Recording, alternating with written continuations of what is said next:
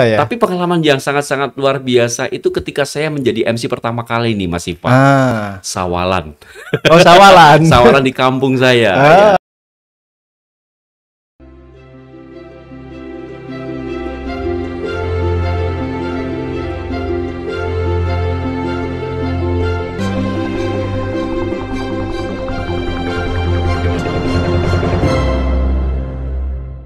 Assalamualaikum warahmatullahi wabarakatuh. Ketemu lagi di Wonder Home Podcast. Dan kali ini kita kedatangan tamu yang luar biasa dari Radio Republik Indonesia, Mas Agus Pramana. Mas Agus ya? Betul sekali. Gimana kabarnya Mas Agus? Sehat Mas Sipa, sehat juga ya? Ya, alhamdulillah. Ini senang banget saya melihat situasi yang keren banget ini. Ini jujur aja, saya ini baru kali ini saya ngobrol dengan narasumber itu nervous gitu. Karena backgroundnya penyiaran, sementara saya yang nggak punya background penyiaran sama sekali, berani-beraninya di depan mic begini. Tapi biasa di depan mahasiswa gitu ya. Keren banget. Oke, kita mau ngobrol-ngobrol tentang dunia penyiaran, tentang Mas Agus sendiri, pengalaman di dunia penyiaran, juga tantangan-tantangan penyiaran ke depan lah, kira-kira gitu. Ini aja Mas Agus, bisa gimana Mas Agus lahir di Jogja ya, betul. Aslinya Bantul sih. Asli Bantul. Ya. Terus kemudian tertarik atau terjerumus atau secara berkah gitu masuk ke dunia kepenyiaran itu gimana ceritanya itu awalnya? Ini sebenarnya panjang banget ini Mas Iva kalau ceritain dari awal itu kan pribadi saya sendiri ini sifatnya sih bisa dikatakan introvert begitu ya. Bukan introvert. Jadi saya lebih pendiam dan pemalu itu gitu saya. Ya? Iya. Tapi ada hal yang unik yang saya temukan di dalam kehidupan saya. Karena kenapa? Saya mendapatkan satu teman yang boleh dikatakan ini menyupport saya gitu loh Mas Iva. Gitu. Ini yang menjadi saya lebih pede, lebih percaya diri ya, sama ya, pede sama percaya diri sama ya. Lebih percaya diri karena memang ketika kita berbicara mengenai siaran itu kan harus ngobrol dan tidak semudah yang kita bayangkan, tidak seindah apa yang kita angankan begitu ya Mas Iva ya. Nah, awal dari perjalanan karir untuk menjadi seorang penyiar memang sangat-sangat ya boleh dikatakan penuh perjuangan ini Mas Iva, karena awalnya saya sebenarnya tidak siaran sih, tapi menjadi seorang presenter atau MC lah. MC, ya, Master of Ceremony. MC, betul. Itu gimana? Introvert yang pemalu, penyendiri gitu, tapi harus berhadapan dengan audiens banyak orang gitu. Itu tantangan yang sangat luar biasa. Kenapa saya bisa berhasil dalam arti bisa menaklukkan tantangan yang ada di depan saya begitu Mas Iva? Karena ada seseorang yang boleh dikatakan menyupport saya. Itu adalah ketua Karang Taruna saya dulu. Oh, dari Karang Taruna, lingkungan Karang Taruna. Lingkungan Karang Taruna dulu, yang mana dia ini sangat menginginkan saya bisa menjadi seorang MC. Padahal saya nggak mau beneran, dan akhirnya saya dipaksa. Dengan keterpaksaan itu saya bisa gitu ya. Oh, bisa ya. Tapi pengalaman yang sangat-sangat luar biasa itu ketika saya menjadi MC pertama kali nih Mas Iva. Sawalan. Oh, sawalan. Sawalan di kampung saya. Di kampung saya. Yang pasti ini saya pertama kali MC itu belum punya gambaran sedikit pun.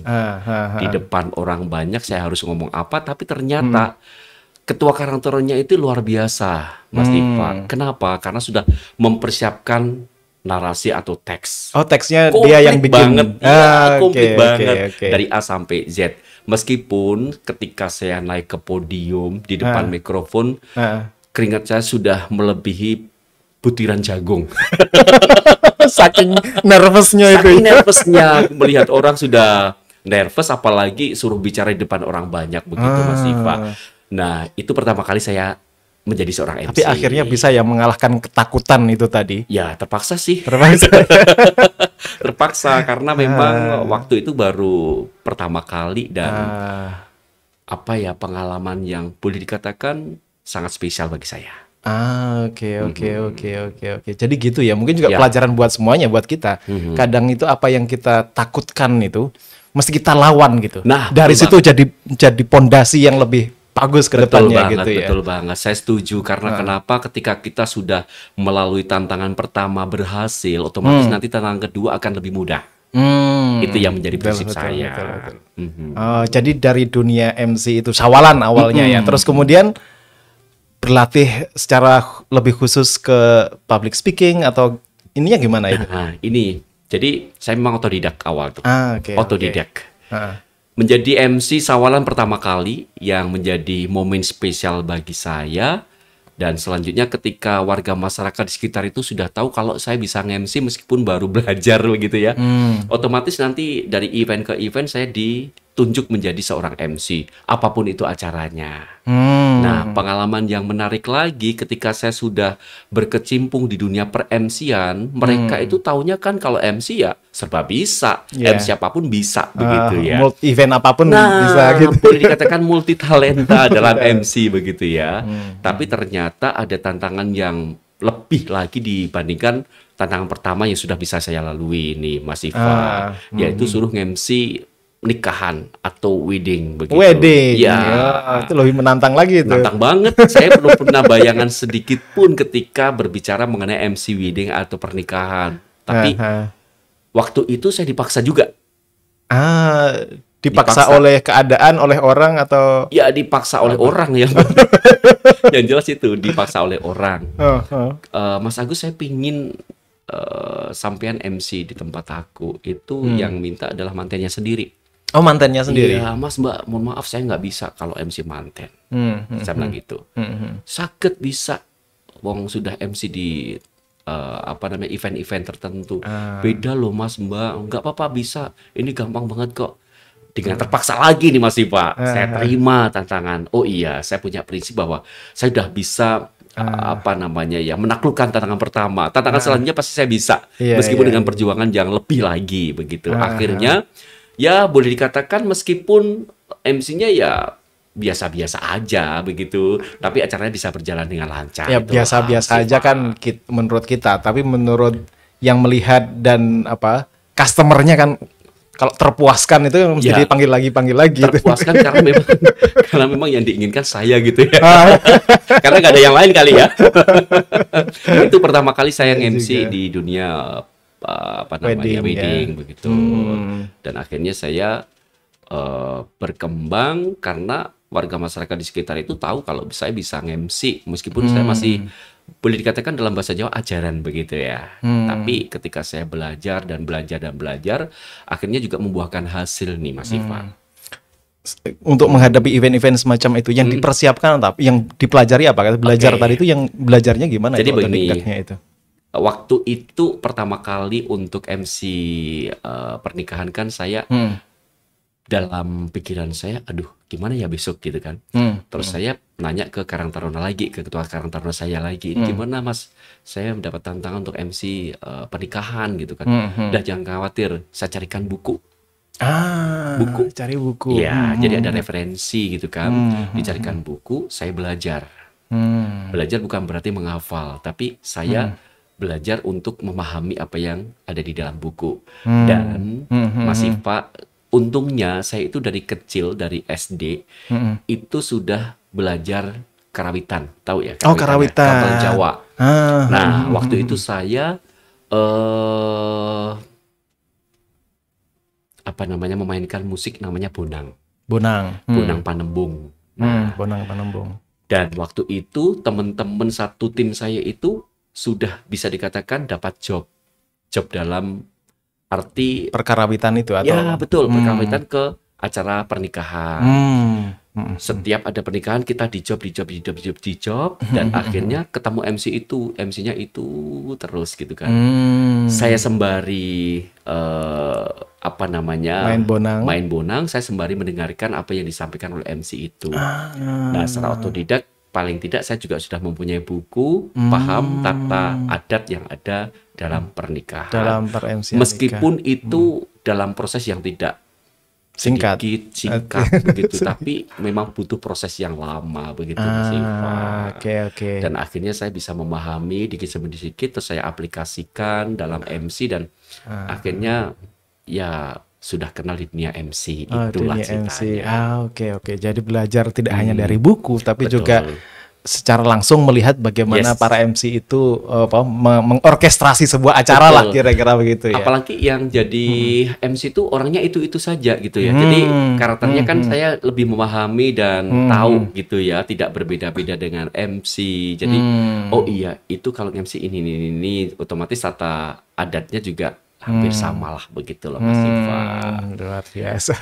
Itu perjuanganku, waduh, dengan penuh perjuangan yang begitu luar biasa. Ngomong-ngomong, saya juga pernah dalam tanda kutip berkarir di dunia wedding ceremony kayak gitu. Serius? Tapi Jadi, sebagai apa coba? Sebagai apa? Pembaca penerjemah Al-Quran. Keren loh itu, keren. Karena memang harus mempunyai intonasi yang juga harus dipelajari kan. Oh karena enggak, ya itu karena nggak ada yang lain dan nggak ada referensinya. Jadi teman saya dulu kuliah di Ciputat di UIN, terus kemudian ada senior saya di Institut Ilmu Al-Quran. Dia ngajar di beberapa tempat gitu, dan biasanya itu diundang untuk jadi qori gitu, qoriah lah beliau itu. Terus kemudian nyari siapa ya penerjemah, udah kamu aja sih Pak. Langsung ambil gitu ya. tapi juga lancar kan, Pak? Ya alhamdulillah kan tinggal baca kan. Tapi itu perlu perjuangan juga lah ya. Ketika tinggal baca, kita harus persiapan mental juga di depan orang banyak gitu ya. Betul. Tapi karirnya nggak berlanjut. Oh gitu ya. Jadi apa itu namanya, tadi dari syawalan terus kemudian ke wedding gitu, ke pernikahan gitu, dan di pernikahan itu kan tantangannya macam-macam karena juga bisa mengatur di stage-nya sana, terus kemudian dengan musiknya, dengan macam-macamnya gitu ya. Betul. Karena kita sebagai seorang MC memang setidaknya harus profesional lah. Dalam arti begini, kalau ada tim wedding organizer kita lebih enak ya dikoordinasikan. Besok busananya gagrak Ngayojan, besok gagrak Surakarta, besok modern, nuansa warnanya biru atau putih atau merah, kita dikondisikan. Tapi kadang ada sih warga masyarakat yang melakukan hajatan pernikahan tersebut tidak menggunakan tim BO. Jadi kita kan harus proaktif juga menanyakan kepada yang punya gawe begitu, Mas Iva. Tapi kadang nggak match, dalam arti Ibu nyun sewu besok busananya dipakai ini gagrak apa ya? Aduh Mas, aku nggak tahu ini. Jadi kayak gitu. Saya lebih detail ke perias. Ada nomor periasnya nggak Bu? Saya bilang gitu. Jadi gitu, iya betul. Jadi memang lebih proaktif kita untuk koordinasi acara, kesuksesan acaranya itu ya. Dan yang menjadi pengalaman saya dulu, ada yang pernah sampai saya teringat gitu loh Mas Iva. Waktu itu tim BO sih yang ngasih info. Nanti acaranya pakai adat apa? Jogja Mas gitu. Oke, Jogja ya? Iya. Tak ulangi lagi. Jogja ya? Iya, Jogja. Ketika saya sudah di kendaraan kan udah pakai pakaian adat Jogja gitu kan. Sampai tempat saya lihat kok Surakarta. Apa yang salah, yang make ini atau saya salah ya? Itu baru satu orang yang kelihatan. Terus saya nemuin WO, Mas, ini kok pakai Surakarta? Enggak Mas, Jogja kok. Oh ya udah, saya agak-agak lega gitu rasanya, dan saya bisa melanjutkan untuk persiapan berikutnya gitu. Ternyata setelah keluar banyak orang, kok Surakarta semua nih? Terus saya bilang gitu, Mas, ini Surakarta. Oh, ini Surakarta ya Pak? Gimana sih? Saya bilang gitu. Gimana sih? Udah lah. Terus dilalahnya. Ujuk-ujuk. Tim riasnya itu keluar dari ruang rias itu. Kenal saya, aku juga kenal dia gitu. Mas Agus, lu kok pakai Jogja sih? Saya nggak tahu kok, tahunya Jogja saya. Jangan-jangan WO-nya nggak bisa bedain mana Surakarta sama Jogja itu. Yang menjadi permasalahan itu. Terus saya bilang sama riasnya, Mbak, jenengan bawa gagrak Surakarta yang masih sisa nggak? Ada, alhamdulillah, saya bilang gitu. Tapi kenapa Mbak? Sama among tamu. Ya udahlah nggak apa-apa. Gitu. Jadi saya pakai pakaian Surakarta tapi sama dengan Tapi ngomong-ngomong ciri yang membedakan Surakarta sama Jogja itu di apanya sih? Pertama kali belangkon. Kalau belangkon ya. Jogja itu kan ada mondolan yang di belakang. Kalau Surakarta kan trepes begitu ya. Dan beskapnya pun berbeda. Jariknya itu juga berbeda. Nyamping itu juga berbeda kayak gitu. Dan juga keris atau yang ada di belakang. Cara membawain atau bentuk kerisnya juga beda kerisnya.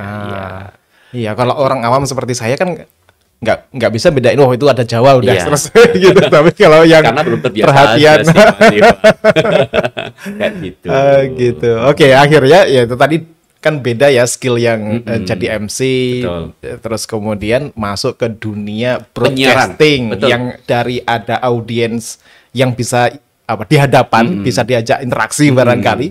Sekarang dengan radio tanpa audien yang kelihatan gitu. Gimana itu? Jadi gini, saya mengawali di dunia broadcast ini kan tahun 2005 lah. 2005 diawali dari radio komunitas ini Mas Siva. Radio komunitas, setelah itu ada teman saya yang sampai saat ini juga masih menjadi sahabat sejati saya, mengajak saya untuk pindah ke radio swasta. Boleh disebut nggak? Boleh. Merek radionya dulu Radio Persatuan. Radio Persatuan. Iya, saya mendaftar tahun 2005 dan sampai tahun 2009 akhir. Sampai 2009 akhir. Ya, terus setelah itu saya di RRI, pindah RRI. Oke. Perjuangannya kayak gitu. Begitu dari radio komunitas terus kemudian ke Persatuan tadi itu, itu model rekrutmennya ada rekrutmen secara publik begitu atau publik. Jadi setelah kita awalnya itu kan saya sebenarnya nggak mau sih. Saya nggak punya optimis dalam hati, tapi pesimis waktu itu. Diajak Heru namanya. Gus, ayo kita daftar di radio swasta, Radio Persatuan karena ada lowongan. Enggak, saya bilang gitu. Langsung saya tolak. Enggak, kita nggak punya skill penyiar profesional, saya bilang gitu. Heru itu juga MC? Bukan MC, tapi juga teman kajian aja sih, teman ngaji gitu teman ngaji, tapi juga dia siaran di radio komunitas. Kalau radio komunitas siaran di radio komunitasnya. Iya, tapi kan nggak ada seleksi kalau di radio komunitas, asalkan bisa langsung aja lah gitu kan. Nah, kita berdua sampai nyari frekuensinya itu. Karena kan kita nggak punya acuan gitu ya, Mas Siva, ketika kita mau menjadi penyiar, kita mau rekaman apa ini? Gitu. Waktu itu terus kita nyari frekuensi di situ, ketemu Radio Persatuan. Oh, formatnya kok campur sari? Oh, lagu Indonesia. Oh, dangdut. Oh, berarti ini all-round ini. Terus kita buat rekaman kayak gitu. Pakai kaset waktu itu loh, masih Pak. Pakai kaset. Pakai kaset tadi. Serius. Kaset iya. Rekamannya diserahkan gitu. Kita serahkan, seminggu setelahnya kita dipanggil. Dipanggil, kita suruh langsung take voice di sana. Di radionya itu. Iya, jangan-jangan ini bukan suaranya dia gitu kan. Takutnya radionya. Terus kita di-take ulang. Seminggu selanjutnya saya dipanggil, ternyata temanku tidak, mungkin suaranya juga bukan berarti tidak baik, tapi karakternya mungkin tidak diinginkan dari Radio Persatuan. Karena mempunyai karakter ya, mungkin radio itu ya. Suaranya pun juga dilihat ya untuk mungkin karakter di radio lain bisa keterima gitu. Nah, waktu itu ada kurang lebih 150 orang lah yang daftar. Pendaftarnya? Kurang lebihnya, iya banyak banget. Dan disaring, dieliminasi, ternyata alhamdulillah alamin diambil 4 dari 150 orang. Termasuk ya bejo lah saya. Tahu nggak, Tat, waktu saya ngelamar di sana itu yang diterima ketiga temanku itu gaul-gaul loh. Serius. Gaul-gaul dari pakaiannya, dari fashionnya, yang jelas fashion semuanya lah. Itu gaul lah. Saya kekinian gitulah. Ya Mas Agus kan juga kekinian. Enggak lah. Saya sangat-sangat bisa dikatakan deso lah begitu. Sampai saat ini si Angga itu masih ingat, Kak, kamu tuh dulu deso banget loh. Serius, Tan. Jadi intinya waktu masuk ke Radio Persatuan itu saya juga grogi, teman-temanku kok gitu banget, tapi saya kok deso. Ini mengingatkan saya kayak kendesoan dan kekotaan itu mengingatkan saya pada Citayam Fashion Week itu yang masuk ke kota gitu. Oh, gitu ya. Terus setelah itu kita alhamdulillah bisa bersinergi berempat orang itu, terus ternyata yang 3 keluar, yang satu jadi PNS, yang satu ke bank, yang satu ke RRI, si Oh, ke Angga RRI, ini. Angga itu. Nah, Tapi ngomong-ngomong sebelum ke RRI ya, hmm, suara apa pulen atau punelnya itu memang sudah pemberian dari sononya begitu, atau ada juga dilatih itu voicing Ya. apa itu namanya itu? begini Mas Pak, terkait dengan karakter suara itu memang sudah dari sononya, tinggal kita mengolah aja. Oh gitu. Karena memang berbicara mengenai suara, setiap manusia itu mempunyai karakter. Dan saya pernah bilang pernah ngajar di radio komunitas ya. Jadi teman-teman itu, Mas saya pengen suara yang kayak gitu, jangan pernah meniru suara orang lain. Kamu punya karakter sendiri gitu ya. Jadi saya nggak bisa menjadi suaramu, kamu nggak bisa meniru suara saya gitu kan. Ketika kamu pengen mencari atau memiliki menginginkan suara yang enak didengar, itu latihan gitu ya. Ada latihannya sendiri gitu, Mas Viva. Latihannya sebenarnya sudah mudah sih. Kalau saya juga otodidak sih. Tapi ada guru vokal dulu, kenalan saya yang sempat mengajari saya untuk vokal. Dalam arti pengucapannya biar ketika kita berbicara cepat itu tidak belibet, bagaimana caranya. Oh, itu ada ya caranya? Ada. Perlu belajar tuh saya. Nanti off-air ya. Jadi ketika memang kita harus berbicara pelan tapi bisa didengar dengan enak, itu juga ada caranya. Dan bagaimana caranya ketika kita bangun tidur kita harus siaran. Ya kan? Betul tuh. Kalau saya dinas pagi itu kan udah terbiasa begitu ya. Keterbiasaan dinas pagi, otomatis juga saya harus mempersiapkan satu hal agar suara saya itu tidak seperti orang bangun tidur.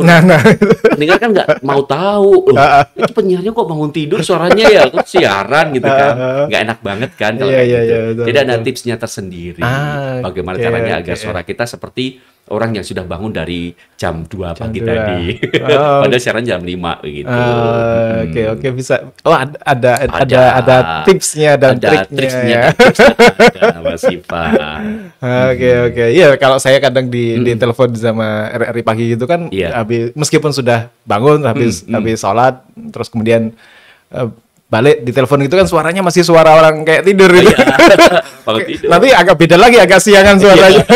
Karena memang itu proses, tapi untuk meminimalisir ketika kita sudah mau on air, ini pasti sudah bangun dari tadi ini, suaranya sudah kelihatan semangat dan sudah tidak seperti orang bangun tidur lagi. Itu ada tipsnya. Oke.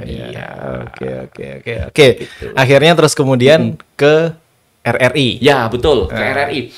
Ke RRI pun ini penuh perjuangan juga loh Mas Siva. Karena kenapa? Gitu ya? Karena waktu itu aku udah suka banget dengan Radio Persatuan. Si Angga itu yang bilang, Kak, kamu tuh udah berkeluarga loh, gitu kan. Emang kenapa? Loh, emang nggak mau pindah ke RRI gitu kan? Enggak, aku udah cinta persatuan, saya bilang gitu. Dipikir lagi dong Kak, gitu kan. Terus saya bilang, oh iya ya, benar juga yang dikatakan Angga, saya bilang gitu. Terus waktu itu saya kontak Angga, enggak, masih ada lowongan nggak di RRI? Masih, mau pindah nggak? Iyalah, tak pindah, saya tak resign gitu. Dari Persatuan saya resign. Waktu itu kalau nggak salah November 2009 kalau nggak salah, masih November 2009. Ya, terus ke sana ya penuh perjuangan juga. Penuh perjuangan. Masa awal-awal dan transisi biasanya dimanapun itu nggak mudah untuk dilewati. Tidak seenak apa yang kita bayangkan juga. Saya terus kayak gelo, kecewa sama Angga. Kok gini ya enggak? Saya pernah gitu, tetapi saya jalani aja. Sabar, dia bilang gitu. Sabar, pasti ada berkahnya besok. Ternyata ada berkahnya juga, Mas Iva. Gitu ya. Selain kita kenal dengan teman-teman yang baik di RRI, juga kenal instansi dan juga lembaga-lembaga yang lainnya. Karena kan kalau di RRI banyak dialog interaktifnya, kita sebagai presenter, ngobrol kayak gitu kan. Jadi yang otomatis juga sembari belajar ya dari para narasumber, dari para narasumber kita juga bisa menimba ilmu gitu ya, Mas Iva ya. Betul. Hal yang sangat indah waktu itu. Tapi memang tidak mudah disepelekan juga, dalam arti begini, ketika kita dihadapi oleh salah satu narasumber yang mungkin bahasanya agak berat, kita juga harus belajar, bukan berarti langsung siaran doang. Oh, harus riset saja, prepare apa, Iya, persiapan diri lah betul, gitu ya. prepare-nya harus memang ada gitu ya. Ketika ada dialog, dialognya kan kurang lebih 60 menit nih. 60 menit yang dibahas sama A, B, C, dan E gitu kan. Otomatis kita harus paling nggak tahu dasar-dasarnya lah. Nanti kita kembangkan pada waktu talkshow atau Pada talk show itu, dialognya Iya. itu. Jadi begitu Oh, Mas gitu. Iva. Luar biasa dunia kepenyiaran. Nah, ini ya sekarang media, kalau dulu kan RRI, TVRI itu kan satu-satunya media gitu Bisa biasanya. dikatakan monopoli ya. Bisa monopoli dan infrastrukturnya di mana-mana ada gitu. ya. Nah, sekarang kan masuk dunia internet, masuk dunia audiovisual juga macam-macam gitu. Itu apa ya? Gimana menyesuaikan diri dengan situasi perkembangan dunia kepenyiaran yang seperti ini, Mas? Nah, kalau radio itu kan yang ditamakan adalah audio, begitu ya. Dan prinsip utama dari radio itu kan bisa disambi dan bisa didengarkan di mana-mana. Itu prinsip pertama. Kalau media sosial yang lainnya atau media-media yang lainnya dibandingkan dengan radio lebih fleksibel radio. Jadi keutamaan dan juga kelebihan dari radio itu. Saya mau ngomongin kelebihan dan kekurangan radio dulu Ya. dibandingkan dengan media yang lain. Boleh, ya. Tapi memang kalau kekurangannya radio kan hanya didengar sekilas saja. Informasi-informasi yang disampaikan memang cuma sekilas saja yang didengar, tidak seperti media-media yang lainnya bisa diputar ulang dan lain sebagainya kayak gitu. Meskipun sekarang sudah ada kecanggihan juga untuk mengantisipasi adanya media-media yang sampai saat ini boleh dikatakan yang lebih mudah diakses dan lebih menarik gitu. Kita juga melakukan inovasi. Salah satunya kita ada yang namanya RRI Net. Oh, RRI Ya, Net. lihat yang Anda dengar. Jadi di situ ada audio videonya. Oh, Iya. ada audio dan video sekaligus. Betul. Jadi bisa melihat penyiarnya yang sedang siaran kayak gitu. Terus juga pengembangan ketika kita berbicara mengenai media sosial. Sampai saat ini media sosial masih digandrungi ya oleh setiap orang begitu, apalagi Indonesia. Kita juga main di media sosial, salah satunya di FB, juga kita di YouTube. Oh, di YouTube ada juga. Karena untuk lebih dikenal oleh warga masyarakat begitu. Betul, Cara bertahannya kayak gitu, Mas Iva. Jadi ya adaptasi lah ya betul. dengan sosial media, Ya. dengan macam-macam gitu. Termasuk juga kayak misalnya kan podcast itu kan basisnya sebenarnya awalnya juga kan audio gitu Iya ya. betul, tapi kan ada dukungan dengan video gitu Dengan kan. video ya, sekarang ada video. Meskipun formatnya seperti dunia radio gitu kan, menggunakan headset dan juga mikrofon yang terlihat ini kan memang adalah dasar dari radio. Dan yang satu yang lupa ini ternyata sekarang RRI juga tinggal klik satu jari bisa didengarkan melalui smartphone gitu ya. Smartphone Ya, di mana saja di itu? mana saja karena memang sampai saat ini sudah ada yang namanya aplikasi RRI Playgo. RRI Playgo. Iya, di App Store dan juga Play Store bisa di-download. Dan ketika sudah download nanti tinggal klik, tinggal pilih RRI yang disuka karena seluruh Indonesia ada di situ. Oh, seluruh stasiun daerah di Indonesia ada ya? Ya, betul. Jadi memang sudah dimudahkan dengan teknologi. Dengan teknologi ya. Kalau segmen gini kan biasanya kan kalau anak-anak muda itu nggak banyak kenal dengan yang sudah mapan sebelumnya lah Ya, begitu. betul. Mereka gandrung dengan yang baru-baru gitu. Untuk menjangkau pendengar-pendengar muda itu biasanya gimana itu? Siap. Jadi RRI itu kan ada 4 programa ya. Programa 1, programa 2, programa 3, sama programa 4. Programa 1 itu memang pemberdayaan masyarakat, programa 2 adalah kreativitas anak muda. Dan programa 3 ini jaringan berita nasional, dan yang keempat programa 4 ini adalah ensiklopedia Indonesia. Ya, jadi Indonesia. budaya. Untuk menuju ke teman-teman yang boleh dikatakan masih kaum milenial, kaum Z dan Z dan sebagainya, generasi-generasi kayak Z, gitu ya. kan, otomatis kita ke Pro 2.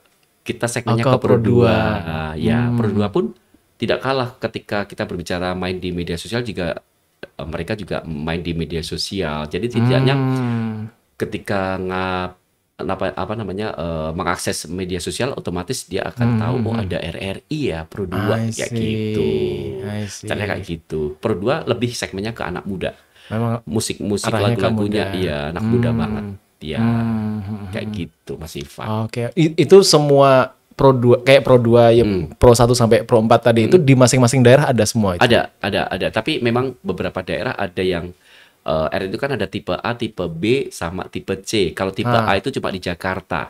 Kalau tipe A itu komplit Pro 1, Pro 2, Pro 3, Pro 4.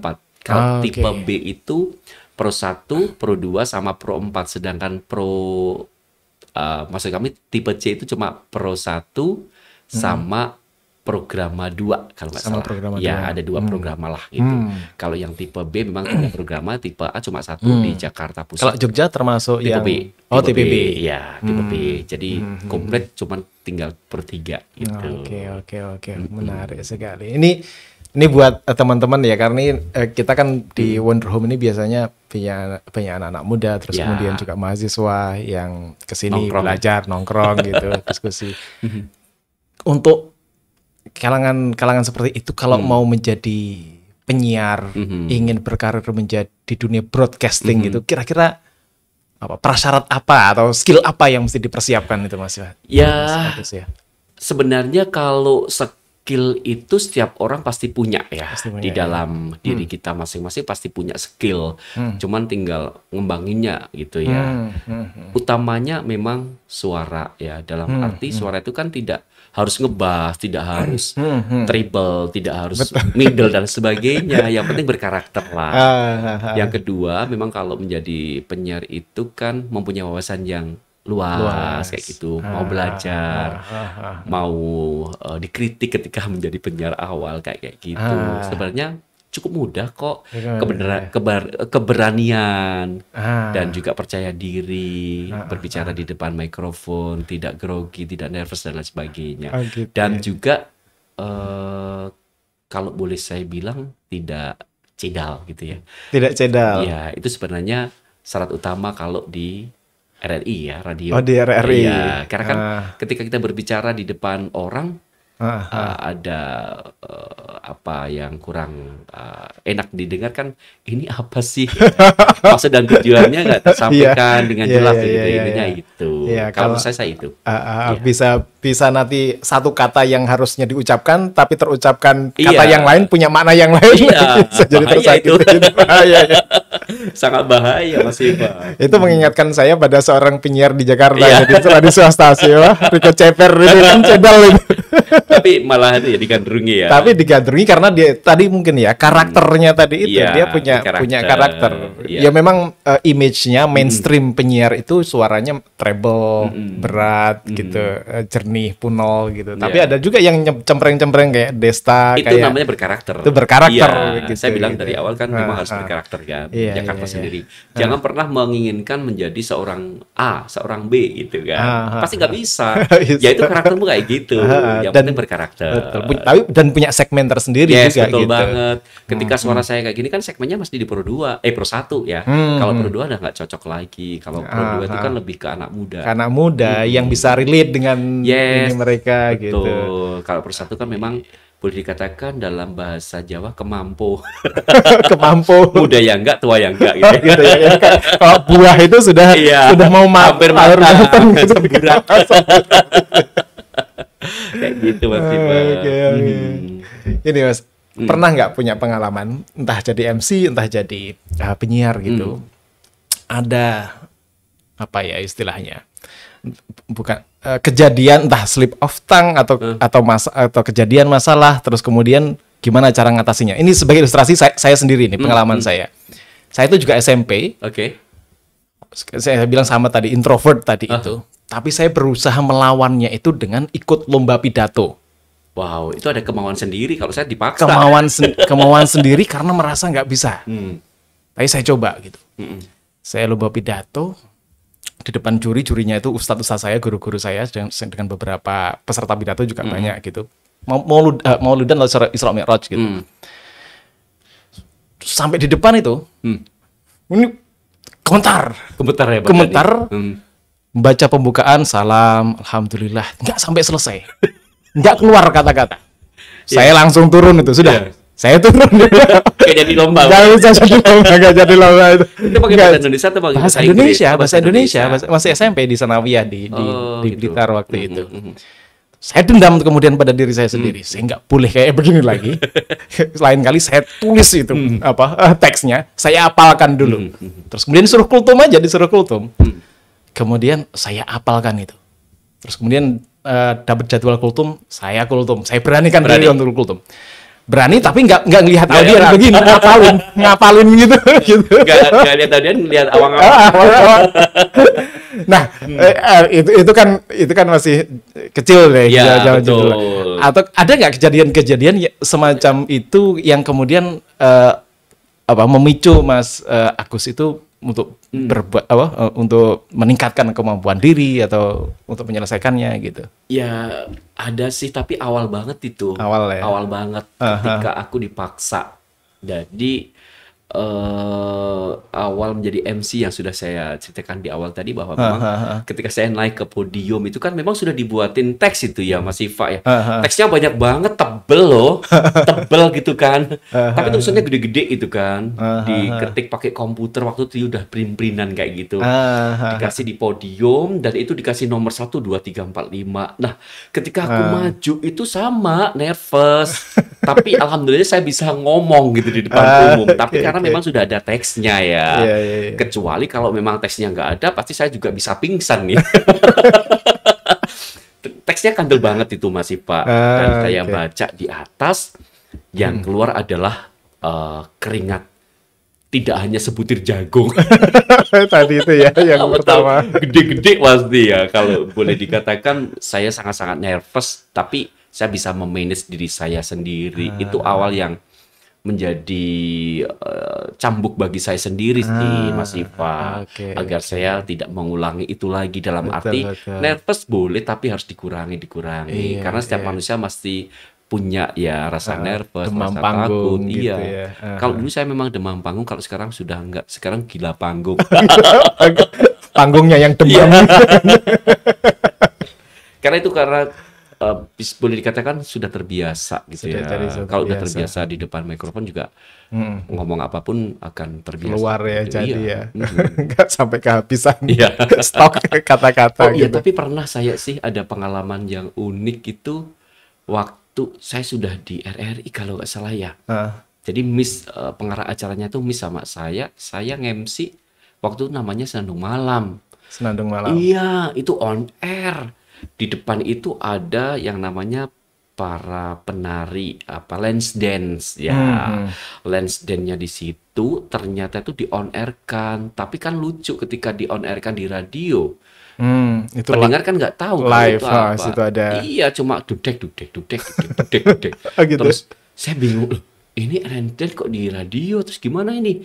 Terus saya sama temanku penyiar juga kan, saya duet itu, kita cut aja, langsung kita ke kita kasih lagu. Mereka pada joget tapi kan otomatis pakai lagu yang ada di atas. Intinya luweh, saya bilang gitu. Karena biar untuk mengamankan di udara gitu. Itu pengalaman yang sangat luar biasa juga, Mas Siva. Jadi suaranya istilahnya bocor ke on air-nya tadi itu ininya. Dan itu sengaja, dalam arti memang sengaja. Sengaja lens dance-nya itu dimasukkan ke dalam on air, otomatis kan nggak nikmat banget. Dalam arti begini, ini apa? Pasti pendengar kayak gitu kan. Kok cuma dudak kan. Itu kan live music Senandung Malam, jadi lagu-lagu lama yang di on air kan harusnya kan lagu-lagu lama gitu kan. Live dance-nya itu cuma sekedar untuk mengisi pada waktu ada lagu, jogetlah silakan. Kayak gitu. Oke. Missnya gitu. Iya, tapi ya itu tadi kita selalu bisa belajar dari kejadian-kejadian yang kita tidak inginkan lah. Betul. Gitu, bukan yang seharusnya kita inginkan. Tapi kalau kita bisa melampauinya, kayak tadi itu pengalaman saya, pengalaman Mas Agus, kita itu seakan-akan bisa menembus batas kemampuan kita, kayak gitulah. Jadi seakan-akan bayangkan kita nggak bisa nih pidato, tapi kalau kita lawan, kita tembus itu, kita menapaki satu tahap baru buat diri kita sendiri gitu. Betul. Setuju saya, setuju. Karena kalau memang tidak ada niatan di dalam hati, kadang badan tidak bisa tergerak begitu. Seperti iman ya. Diyakini dalam hati dan dibuktikan dengan perbuatan. Itu akan terasa nyaman dan terasa mudah dilakukan, Siva. Tapi memang harus ada persiapan, tidak semudah apa yang kita katakan sih. Betul. Berbicara mengenai dunia penyiaran dan juga MC itu kan memang boleh dikatakan ada potensi ya. Meskipun tidak ada potensi, kalau dilatih pasti akan juga bisa gitu. Jangan khawatir bagi teman-teman ketika memang aduh aku pengen jadi MC nih kayaknya, tapi kok nggak ada potensi. Tergantung dari niatan. Kalau memang ada niatan untuk berlatih dan berlatih pasti akan bisa. Bisa ya. Gitu. Niat, kemudian niat itu kan membawa tadi itu keinginan untuk berlatih, untuk belajar. Ya kalau itu terus dilakukan, jadilah. Iya gitu. Betul. Karena gini loh, wong saya saja yang dipaksa dari kepaksa gitu kan, bisa kok. Makanya kita harus memaksakan diri juga. Yang memaksakan diri sendiri, apalagi cuma dipaksa orang lain gitu kan. Diri sendiri yang harus memaksakannya. Bisa. Seperti halnya kalau kita sholat, kalau nggak kita paksa juga kan aras-arasan kan. Saya itu kalau masih bangga. Ya mesti ada saja saat atau waktu di mana itu tadi kan setannya kan nggak pernah istirahat gitu. 24 jam. Nggak pernah pensiun. Oke, terakhir barangkali ada yang mau disampaikan, apa mungkin pengalaman menarik atau apa gitu ya. Baik, saya pengen menyampaikan hal yang mungkin agar teman-teman ini tetap semangat untuk menggali potensi di dalam diri. Bukan berarti kalian itu terbatas dengan suatu hal, dalam arti begini. Kalau Anda punya keinginan, kalian punya keinginan, lakukan. Apabila itu terbaik, apabila itu baik dari diri Anda. Kalau Anda sudah mempunyai potensi ini, ya kembangkan. Jangan pernah meniru orang lain yang sudah sukses. Itu aja. Dahsyat sekali. Makasih banyak Mas Agus atas kedatangannya. Jangan bosan-bosan, nanti kita bisa ngobrol tentang tema-tema lagi. Siap. Makasih.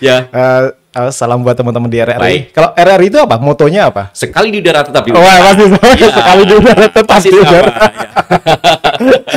Baik, sampai ketemu lagi di kesempatan yang lain. Demikian Wonder Home Podcast. Assalamualaikum warahmatullahi wabarakatuh.